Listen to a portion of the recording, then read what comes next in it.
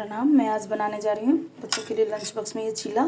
तो मैंने सूजी को दही में और थोड़ा सा पानी में भिगो दिया था आधा घंटा, और उसके बाद मैंने इसमें कट करके रख दिया कैप्सिकम और टमाटर, थोड़े से धनिया पत्ता, और साथ में ग्रेट करके मैंने इसमें गाजर रखा हुआ है। नमक रख दूँगी, जीरा का पाउडर मिक्स कर लूँगी मैं। और ये देखिए कंसिस्टेंसी इस तरह का रखेंगे बैटर का। ये मिक्स कर लिया मैंने अच्छे से। पैन गर्म हो चुका है तो इसमें मैं घी रख लूँगी। रख दिया मैंने। अब इसमें मैं बैटर रखूँगी।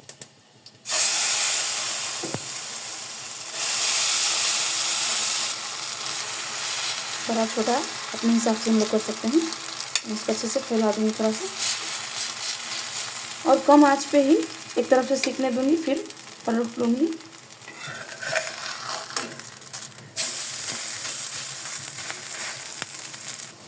दोनों साइड से अच्छे से सीख चुके हैं चीला, तो मैं निकाल लूँगी।